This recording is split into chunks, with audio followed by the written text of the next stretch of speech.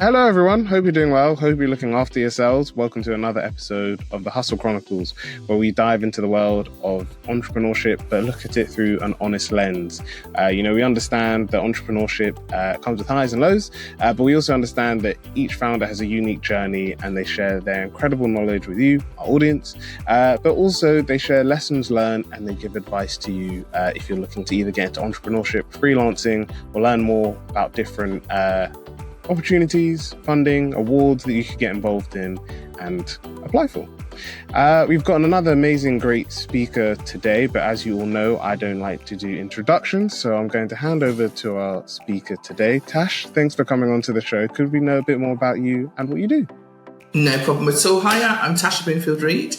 I'm the director and founder of Diverse Matters, and Diverse Matters is a diversity and inclusion consultancy that works with organisations across the UK and globally, wherever you need the support, whether it's training, audits, advice and guidance, anybody that wants to drive that inclusive culture, enhance their practice so they're more inclusive too, whether it's their customers, their team, whoever. Perfect. Thank you very much. And it's incredible work that you're doing. And it kind of leads to our first question that we're talking about, because for anyone who's seen your speaker page or for anyone who knows you, you've got over 25 years of experience in diversity and inclusion. And with this first question, I'd really like to know what inspired you to take the leap and launch Diverse Matters, and how has this journey shaped you as an entrepreneur? Oh, right. So if I'm being honest, I got pushed into it in a way. So I was head of diversity and inclusion for a national charity. And as you can imagine, things happen, redundancies happen, restructures happen. During one of the restructures, sadly, I got made redundant. But previous to that, people used to always come, ask me, "Oh, Tasha, can you give me advice on this around inclusion?" Because as a charity, we did a lot in terms of inclusion and really tried to change for the better, who was supported, our teams, volunteers, etc. So we were sort of known in the volunteer sector. So people would always say, "How can you help with this?" So I'd always end up, either on my days off helping other organisations, doing bits and bobs. And so when I got made redundant, I had to make a decision. I thought to myself, actually, people are asking me advice and guidance about this. So why don't I give it a go? If I don't do it now, I'll probably never do it, because I love working there and I'd probably still be there if I'm being honest. So I just thought, you know what, this is an opportunity. I obviously had got some redundancy money, and I thought, well, I have got some money here as a little backup, as a little comfort if it doesn't go as I planned. So that's what I did. So I got made redundant, and I did actually get a little part-time job at the time to support me going into the fray of, setting up Diverse Matters. And that's how it happened. So it really wasn't, I couldn't say I had a plan when I was younger, I'm going to set up a business. But when the opportunity arose, and I thought, do it now or never. What was the next question? What have I learned from being an entrepreneur? Remind me what the second part. So the second part was, how's your journey shaped you as an entrepreneur? I mean, I suppose not necessarily shaped me as just an entrepreneur, but I suppose as any entrepreneur or anybody who sets up their business, it's an ongoing learning journey and learning. And people will probably say, "Oh, yes, say that all the time." But it absolutely is. There's things probably I would have done when I first started I wouldn't do now. That you learn from mistakes. You learn from what works really, really well. It's really good to also have good people around you. Like, I've got really good friends who have set up businesses similar to me, so we have a good sounding board. So for me, it's around, if something goes wrong, that's it. Take from it what lessons you're going to learn from it. I think that's what I take. Even though Diverse Matters were quite, very successful, so it's not like it had any major detrimental effect. But little things along the way, you go, right, okay, well, maybe I'd do that different this time. I think you just have to take the wins and take the losses sometimes where it happens. Definitely. And I think that shows, both, as you mentioned, with sort of like taking the wins and the losses of, like, I guess every opportunity can teach you something, which is something that, isn't always sort of like encouraged or isn't always reminded to people. But as you said there, like with your own journey, and even like you said, it's really great to see that you've got like a group of entrepreneurs with you, like your friends who've also started businesses. You're all sort of like still like connected and working together. Because sometimes it is just that, like sometimes it is just having like other people that sort of like get the things or the maybe the highs and the lows that you're going through. So it might be that, you know, you're trying to use a software and it's not working and you have to like figure out how to sort of like create a video from it and stuff like that. But it's great, like you said there, when you can sort of like take the lessons learned, but also have a group of like that community around you that gets what you're going through as well. And I think it's so beneficial. Anybody out there who's just starting, for example, you know, I would class themselves as a small business owner, you know, we're not, you know, so it is good to have those people alongside you, because there's certain people I've known all along the way and I've gone, what are you thinking about that? Well, somebody even rang me yesterday and said, oh, well, I've just seen this. What do you think? Oh, let's do this together. You know, and we always make sure we keep each other abreast of things we see and we're aware of that can help our businesses. So, you know, don't be alone. You know, if you're doing it alone, do get your support network. And there's also organisations out there. I remember like Enterprise Nation. There are lots of people out there who help small businesses as well. And they're there to give you the advice. So do that. Don't try and do it all by yourself, because there are people out there who will help you.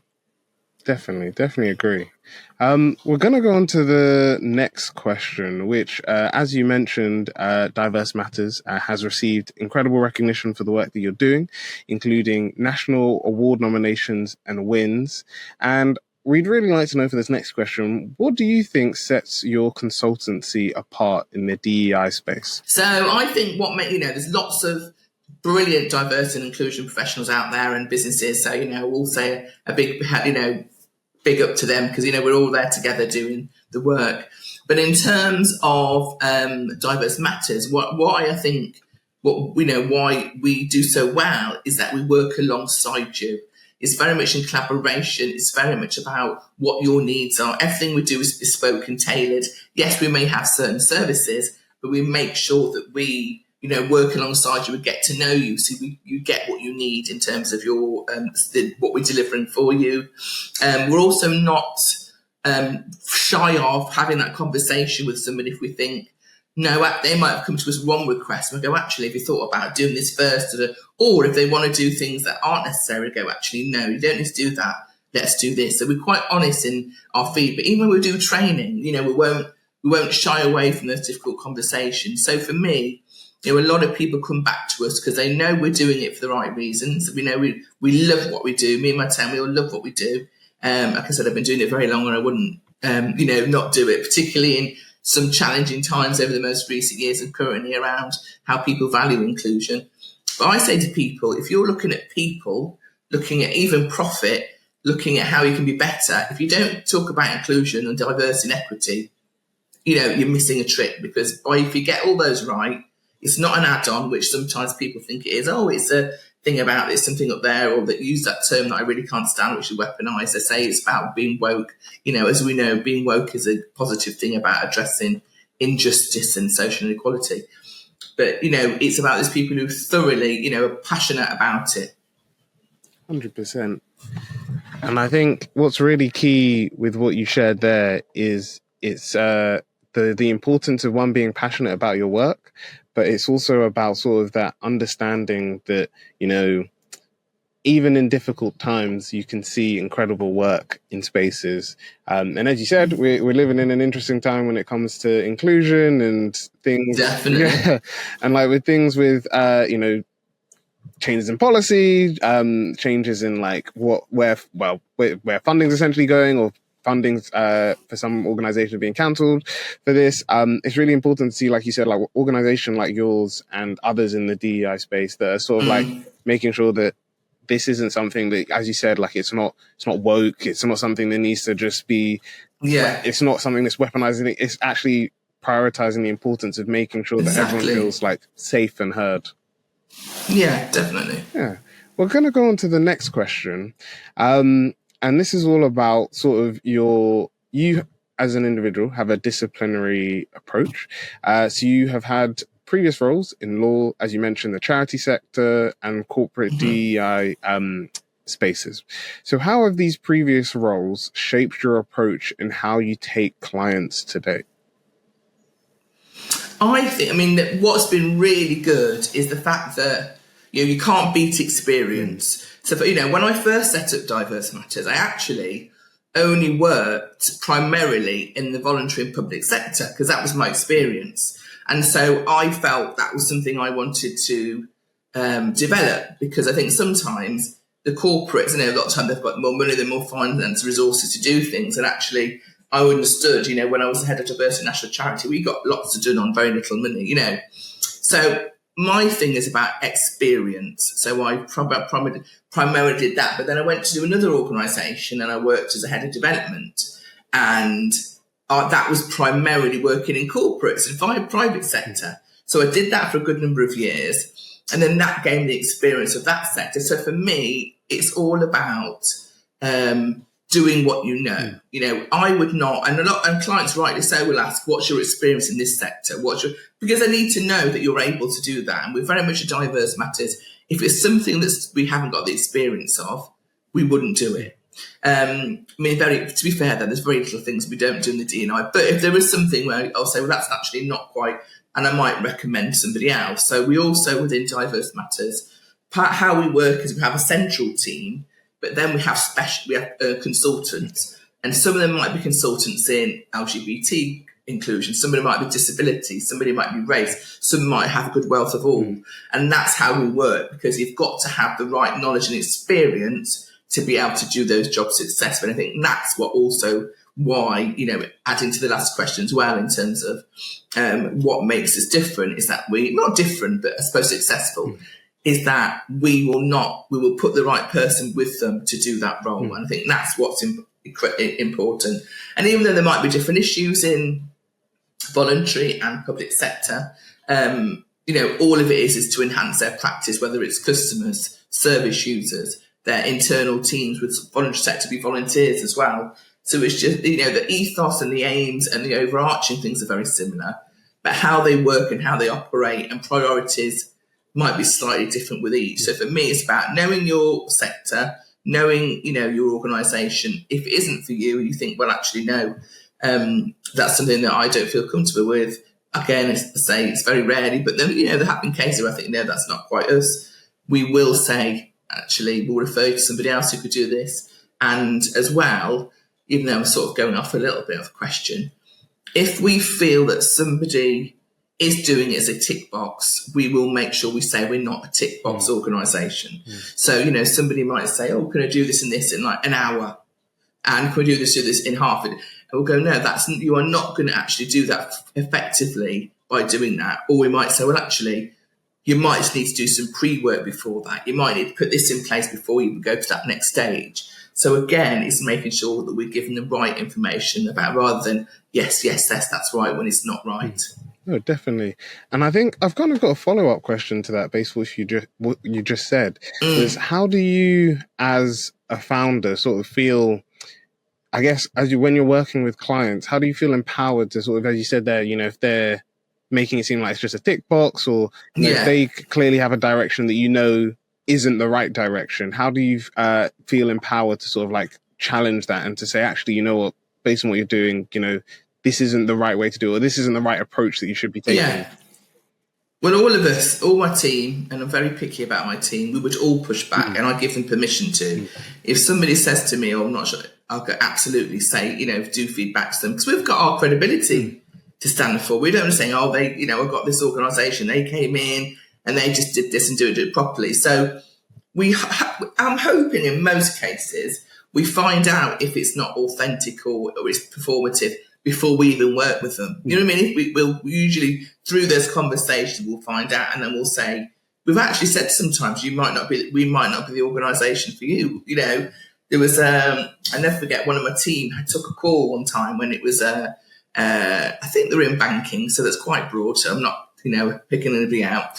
And they wanted us to do some training. It was obviously a compliance issue, which I understand because compliance is important too. And they listed a whole ream of things and were like, can you do that in, it's been like 45 minutes or an hour? And we're like, absolutely not. And they said, and they'll just to let you know, they're all going to be on their phone. They'll probably be doing things as well, but listening at the same time. We went, no, we are not the people for you.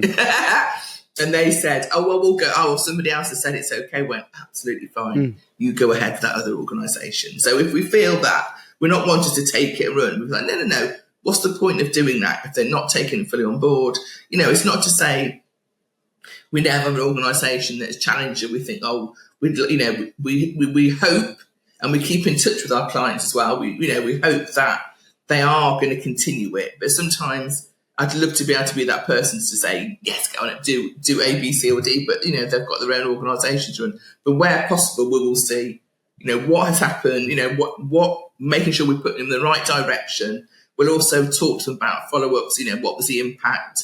How do you implement it? So we try to make sure we keep those relationships going so that they are making sure they're moving forward. But you can only do that within so much of your remit. But, we are quite happy to have those conversations around that, because we couldn't, I don't know if we'd all sleep at night if we couldn't actually have that conversation and think somebody wasn't, implementing things for the right reasons or appropriately. Yeah, definitely. And I think it's really impactful to see that, as you mentioned there, that you both as a team, as a founder, you encourage that approach to say that, if we do have to step away. And I think especially for people listening who may be like early on in their sort of like, or maybe haven't launched their business, or they're early on in their journey as a founder, as you said there, it's like feeling empowered that you don't have to take every work that comes your way. You don't have to take, as you mentioned, you've got your brand to think about, your organization to consider, and you shouldn't be taking work that you don't feel is actually reflective of you. Yeah, and ethically we couldn't do it. And I think, don't get me wrong, when you're first starting out, there was probably more of a, should I do it? Should I do it? It's experience. You know what I mean? And I don't think I have. But I mean, it's easier for me to say this. Nearly, Diverse Matters will be 10 years old in January. And so it's easy for me, I suppose, now with all my experience to go, no, or yes, or whatever. So I do get it when you're just starting out, because it's more challenging and you're trying to get your name out there. But I would still hope people will stick to what their own ethics and values are, where they can, because like you say, you don't want it to later on down the line where there's any, challenges or difficulties because of you've done something maybe you have thought twice about before. Yeah, definitely. Thank you very much for that. We're going to go on to the next question, which is all about, you're someone who's won many awards. We actually met through the MBCC Awards. Yes. And, you've won awards like Entrepreneur of the Year, you've led major organizations to landmark achievements. But what I'd really like to ask you next is, what are some of the challenges that you've had to overcome as a founder? And then what has kept you going through those challenging times? I'm going to say we're in a challenge right now. In the world of so many, I've been having so many conversations with colleagues and like-minded people thinking, wow, in some ways we are really going backwards in terms of, inclusion in decisions that are being made, both here and over in the globally. We won't mention whom certain people in this, but we know who they are. And so, it has challenging. But what I found, I was even going to do a LinkedIn post about this actually. What I found out, what joy is, like I've had a brilliant week this week. I've done sort of quite a few client bits of training and advice this week, and you think, great, because there's actually some really brilliant people in there who truly believe it and truly understand the benefits of embedding, inclusion, equity, and diversity. So there's always going to be challenges. Like I said, there was challenges now in terms of people. Some organisations wanted to roll back on D&I and using the opportunity to roll back, which is challenging. And I think with any business, you have to take the highs with the lows. You can. I say to people who said, "Oh, does that? Are you worried?" Or I said, "Listen, you can't take. In any lifespan, any business span, you're going to have times where people value inclusion and go, yeah, this is something, and people where they don't. And I think you have to go with it. At the end of the day, this is my passion. This is what I love doing. I'm going to keep doing it. Okay, as long as I possibly can." And that's all you can do. Hopefully that more and more people will come to understand the benefits, understand how it's going to make you a better organisation, more profitable, have better reputation, have brilliant teams that you keep, So hopefully that, you've just got to keep following your path, following your values and what you're aiming to pursue. And I think that helps you deal with those challenges, because particularly for diversity and inclusion, May 2025, there are a lot of, all you need to do is open, go on any social media, look at the news now. There's lots of things happening that are impacting, I would say, quite negatively around inclusion. But also, how you get over those challenges in another way is still staying in your lane and still looking at, I will probably never move away from diversity and inclusion. But for anybody starting out there, when things happen and challenges are, that's where you think, is there anything you can diversify? Is there anything you can do which is still diversity and inclusion that's slightly different, or a new service, or all those sort of things? So sometimes those challenges make you think differently, or make you think, is there anything else? So, for example, when I've had, when you're really busy, you haven't got any thinking time. You're like, oh my gosh, I've actually got no time to do any, to think about development. Actually, I take the quieter, I wouldn't say quiet, but quieter times when it's not so, like a few years ago, oh my gosh, probably, living on how many hours sleep. Thankfully, it's not happening anymore, because that's how busy, but, at the end of the day, when you are not as busy like that, this is your opportunity to grow your business still. So it's, any challenge, I'm like, how am I going to overcome this? What am I going to do to bridge a gap, to keep going, to show people that inclusion is important? So again, you've got to take the highs with the lows and get what you can from those. Yeah, definitely. And I think what's really key with, what you said there is, I think sometimes people do, romanticize entrepreneurship and make it seem like yeah, oh gosh, it's like, it's smooth sailing, if as long as you just put in the hard work, it's always good. Like everything's going to be great. Everything's going to be really good. No, 100%. And it's just one of those things that I think, that's one of the reasons why we love this podcast, is because, we're now at a stage where we've been bringing on guests who came on last year, and specifically for this podcast, the whole aim is that everyone who comes on, and we're hoping that you'll be included in that, Tash, but everyone who comes on, we bring them on a year later to sort of see okay, well, how is your business going? Are you doing the same business? Have you rebranded? Have you closed that business? Have you started a new one?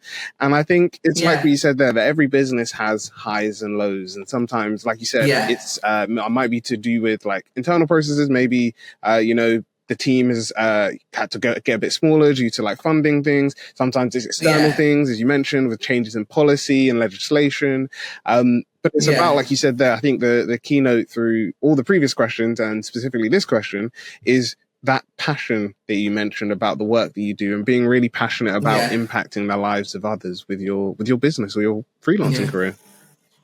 And like you said, it is not an easy, people go, oh yeah, it's plain sailing. So I was laughing because I think, wow, it is hard. There is nothing, easy about it. But because I love it, because sometimes people will say to me, do we work at the weekend? I went, yeah, but I love it. I don't, when some people are like, I will work when, the flexibility of being a founder, you have got that flexibility. But if I'm working at the weekend overnight, it's not a chore to me. I'm like, for me, it's helping me try and do better or do something different. I absolutely love it. I don't find it. I think that's why, anybody setting up their own business, you need to love it, because that's when you're going to go over and above and keep going and driving to do better, because you want to be a success. I mean, I can't remember what the figures are, but they're quite, a lot of businesses, is it up to 3, do not, or fail up to 3, I think, is it 3 years? A lot of them fail or close. And so you're competing against that. And I think that's sometimes where, like I said, you've got to just keep thinking, what can I do next? Sometimes it goes out your control, don't get me wrong. But it is really, if that's what you've got to think about, you love it, and then you're going to keep doing it no matter what. 100%. And I think, even as you mentioned there, through your passion, I think that's why, as I mentioned before, with both Diverse Matters and yourself, that's why almost it's this recognition through awards and through the organizations that you supported and led, because I think people sometimes do forget that sometimes it's not necessarily having the flashy website, or, you know, the Yeah. flashy LinkedIn page and stuff like that, or even like necessarily having big, you know, putting on your page, I've worked with all these big clients. The reason why, you know, whether it's like freelancers, whether it's like small content creators, even small businesses get to work with like bigger organizations, is specifically, as you mentioned there, it's the passion that they can see through these individuals and the work that they do. Yeah. And people would also say to us, I've got two of my team who do a lot of the initial, I do them as well sometimes, but two of my team do, they're sort of getting to know the clients when they're sort of looking at what they want to do. And a lot of people will come back to us, if they say, why have you chosen us? It's because I can tell we're not there trying to sell them something they don't want. We're there because we're passionate about it. We believe in it. And people will say, because I never forget years ago when I first started out, I went to a conference and somebody said, I remember the speaker said, people will work with you, or, you know, if you want to call it, buy your product or work, because they like you and they've built a relationship. Sometimes it's not even about how much it costs. And people will see, and I was like, that is so true. Because people, you know, when you go to get something, whatever you want in life, if you've got to believe the ethics, the ethos of that organisation, values, you've got to think, well, I can work with that person. And that helps. So sometimes it's got nothing to do with how much it is. It's about getting to know each other. And that's often what people will say to us. You weren't shoving it down your throats. We're not really salesy and like, who needs that? You know, it's about, you know, being honest and authentic in everything. But we aim to be honest in anything that we're doing. 100%. And yeah, we've now come to the last question. And this question is, what advice would you give to aspiring entrepreneurs, but especially those who want to make a difference in the diversity and inclusion space? I would say, one, you know, have a plan. I know it sounds really silly, but I probably didn't have much of a plan. I just obviously, you know, are quite good on my feet and I'm a grafter. It all worked out, so it's wonderful, don't get me wrong. But have a plan. One, you need to make sure, you know, the boring part, the financials, you know, have you got enough money if you're not that busy at the beginning? Because first you're getting your brand out there. Have you got that? I had, like, for a saying, at the beginning, had a little part-time D&I role. So that helped me. I was still in the D&I space and, you know, in the world of diversity and inclusion, but I was doing my own business at the same time. Always make sure you tell your employer, though, because they need to know if you're doing your own thing. And then, like I said, have a plan. Think about who your target audience. People talk about what's your UPS, you know, what's not, I've gone brain dead, you know, what's your USP rather? You know, what's going to be special? Like you asking that question, what's different about you? Because there are lots of diversity and inclusion consultants out there. So what makes you different? What makes you stand out? Is it the right time? Some people might think, actually, with the world that's going on, is it the right time? What services can you offer? And like I said, really boring stuff as well, but get things like your contracting, your financials, your accounting, all the fundamentals that you need to get in place, do that, because I am so glad I did all that. You know, I did that. You know, that's one thing I did do. So I haven't really had to go, I haven't got that, you know, I had all that in place. So when I started, even though there was only little old me at the beginning, and my, you know, myself and I doing it, I still created a website that was, you know, one that could be for myself or if it grows. So even though I wasn't saying to myself, I've got growth in mind, I suppose, you know, unwittingly to myself, I was doing it. So whatever you're developing, is it going to be long lasting? Is it going to have longevity in when you're moving forward? And you know, all the time you have to think, how am I going to improve? How am I going to improve? Absolutely. But get the fundamentals right, timing right, get your sort of crowd of people, get your network around you, can give you help and support, and just just keep going. If you're something you're passionate about, you will absolutely do it and you will get there. 100%. And I think, you know, just to touch on two things that you said there, I think first off, like you said, is understanding your like USP and like how your business works. I'll include the link to their website below. There's this organization called Strategizer, and I know for any Brunel listeners, you may have seen this before, but they have they have a business model canvas and a value proposition canvas. So business model helps you to break down essentially like what your business, like there's a bit about like what your business is, but then it's like, okay, so what are your revenue streams? What's your cost structure?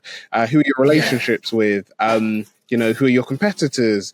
And it breaks it down into like, I think 6 or 7 like boxes that you can help you to sort of like figure out sort of all of these details. And the great thing with it, the session that I attended that they were speaking about it, they were just like, it's not like a one and done thing. It's something that, maybe when you're thinking about doing a rebrand, or maybe you're thinking about going into a new area, maybe even thinking about launching a new part of your business, it's a really great way for you to, as you mentioned, Tash, to like get all those things sorted. And then I think the second thing to add is, as you mentioned, it's understanding getting all your sort of all the resources that you need in place. And even if you can't necessarily get them right away, it's knowing about what certain things that you would need. So, exactly. Yeah. Even if it's just like stuff like, so like I tell people like, oh, did you know that if you're managing personal data, you might need to register with the ICO, depending on sort of like what data you're handling. If you're sort of like doing work that requires being accredited, like, have you looked to see if there's any courses that you could do?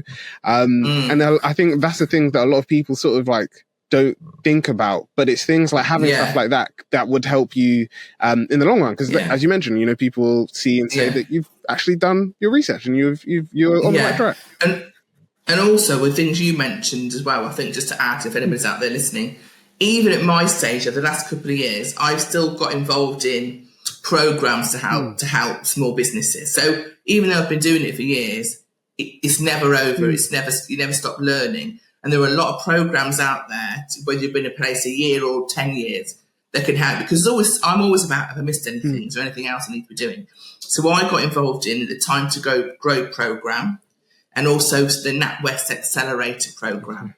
Both brilliant. Because when you mentioned all the model canvas, I was like, oh, I remember all that. And so there are programs out there that are free or subsidised that can help small businesses. There's a lot, there's lots of organisations out there to do that and lots of programs. So do your research instead of those. But I can vouch for both of those programs, both really good. I'm still engaged with the NatWest Accelerator program. So, it doesn't matter what stage you are at. You're going to meet loads of really good people and you're going to get loads of really good advice as well. 100%. And I think that's one of the things that sort of people do sort of sometimes worry when seeing these like programs. They feel like, oh, I have to, be at a certain level, or I can't even be at the idea stage. But as you mentioned, a lot of them, if there are requirements for businesses having certain, whether it's revenue, like bringing a certain amount of revenue or having a certain amount of like teams, like a team structure or things like that, they do say it. But a lot of them are very open to, if you just have a really good idea and you want a space to like come and learn how to turn into a business or develop a career from it. Exactly. So I think that's really, and thank you for sharing those. Definitely, keep an eye out on those spaces. Instagram, social media as a whole is a good way to find programs. We're actually partnered with this organization, but they're called the ERICAT. So for anyone who wants to do something within the creative industries, they put all sort of like programs, like funding opportunities, all of this kind of stuff on there. So that's another good place to keep an eye out.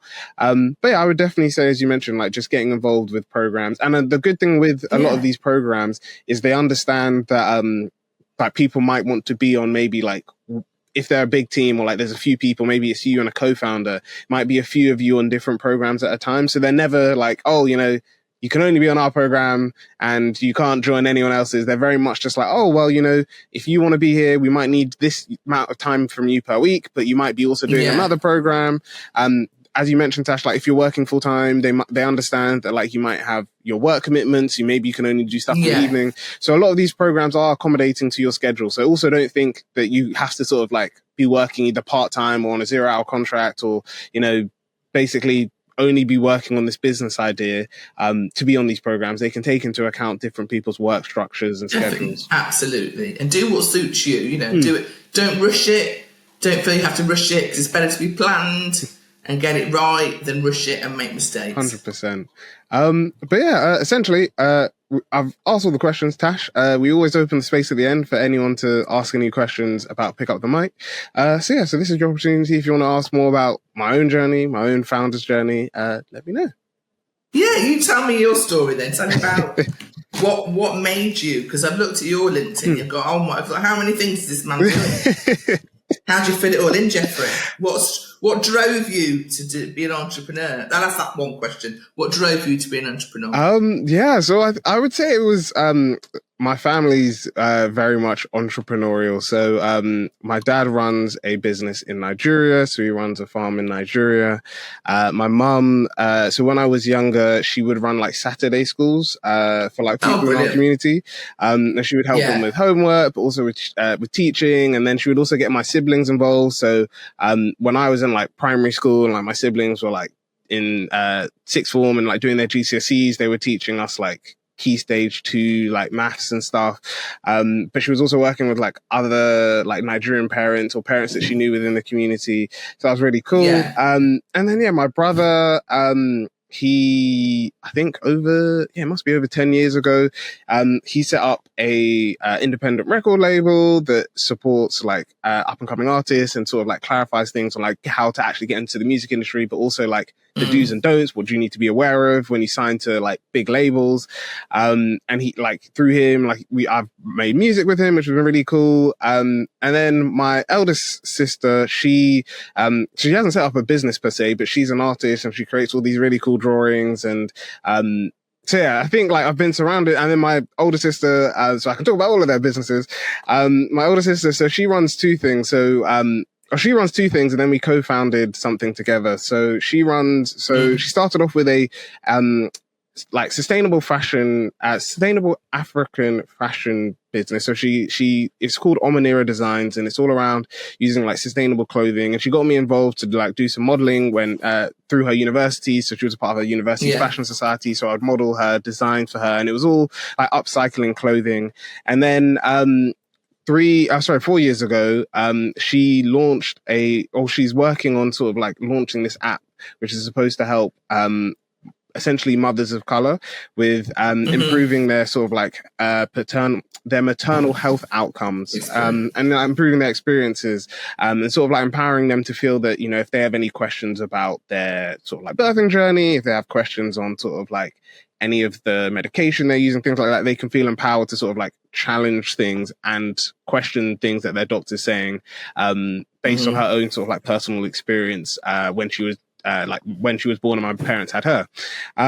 And then, we co-founded, all the way back in so all of that's been like inspiring to have my family like launching all of these initiatives and doing all these things and these businesses.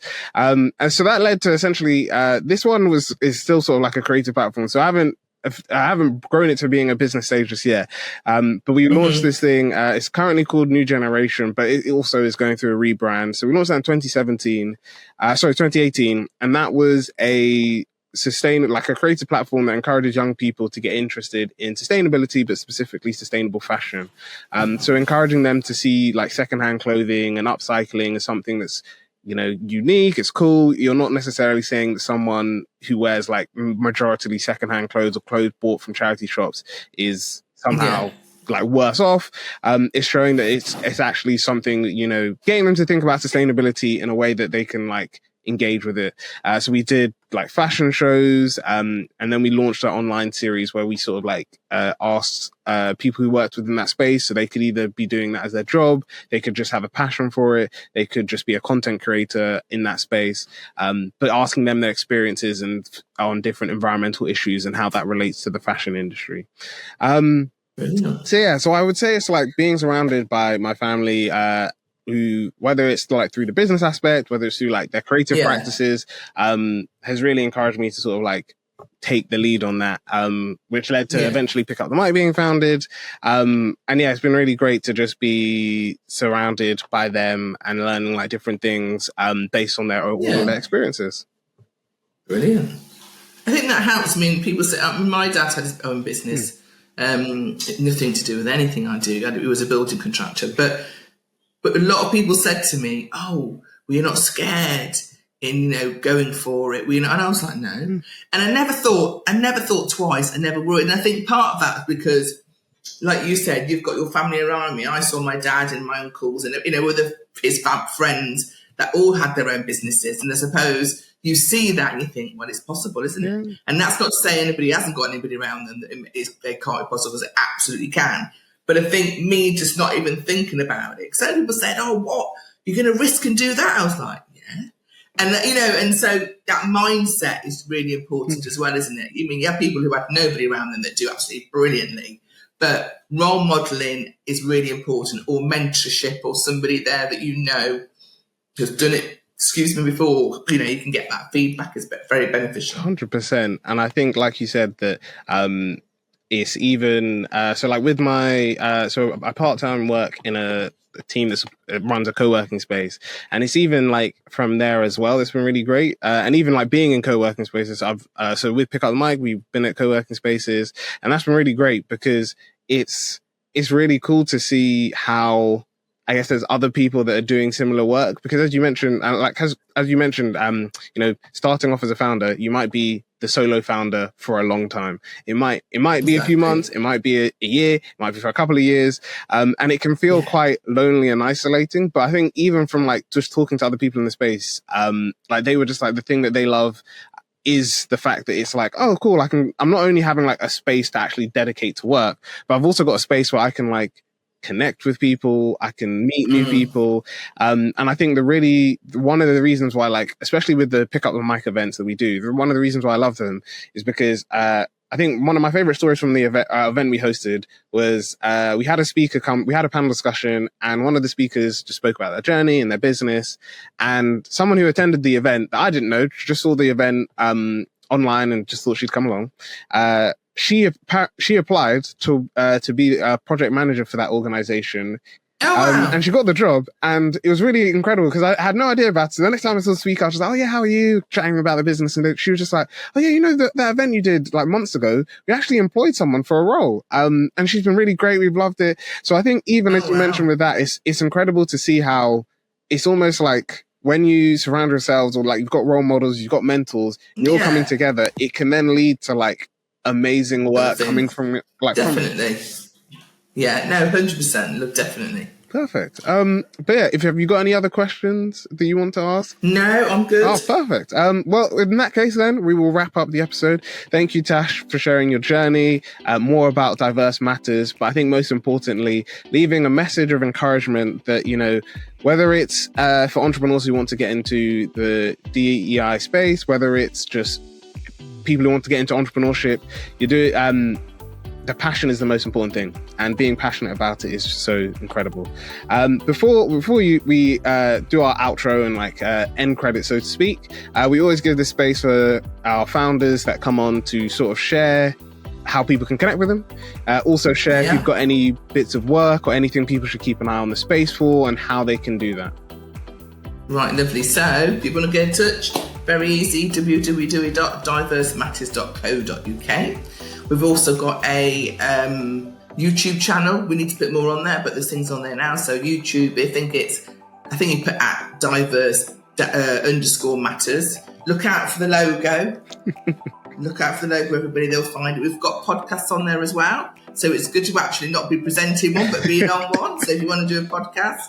And, if anybody out there just wants to chat about anything around diversity and inclusion, whether it's they want to be a consultant themselves, or they need help with support and work, get in touch. We're on all the channels, Threads. The only one we're not on is X. So we're on Threads, LinkedIn, and it is Diverse Matters. And hopefully you'll find us. Again, look for the logo and you'll see us. We're pretty much on all the platforms, like I said, apart from X. So go for it and find out more if you need to. And you can sign on to our newsletter if you go onto the website as well. Perfect. Thank you very much.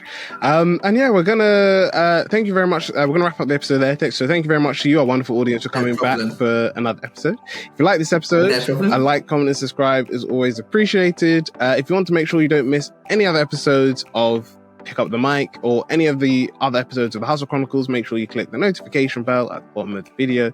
If you would like to support the work that we do, you want to get involved in our Patreon community, then please check out Patreon or our YouTube channel membership. Both of them are linked in the description. If you would like to know about our other podcasts that we do, so as I've mentioned before, we've got our main YouTube channel, but we have 3 additional podcasts for our 3 additional YouTube channels for our entertainment and pop culture extra stuff. So that's our anime channel, Senseis of Anime, our gaming channel, Pick Up the Controller, and our sci-fi and fantasy channel, The Two Maesters, then please make sure that you head to the Pick Up the Mic main YouTube page. And if you scroll down, you'll see all of them under the For You section. And finally, we also have our newsletter as well. So we're launching the first edition of that, I'm hoping, in May. I'm just getting all the final details for it. But yeah, head to our website, and as soon as you check in, there'll be a pop-up message to subscribe. That will be very much different to our LinkedIn one. So that's going to be more sort of like behind the scenes stuff, so you can learn about what we do at Pick Up the Mic, but also sharing some exclusive stuff for you as well. So if you're not signed up to the newsletter, please make sure that you do. But yeah, we're going to wrap up the Chronicles there and close it there. Thank you so much for coming, everyone. We hope you had a great time, and we'll see you all in the next time when we either have a familiar face coming back or we have a new face that you'll be learning more about their business. So that's bye from us here, and have a wonderful day.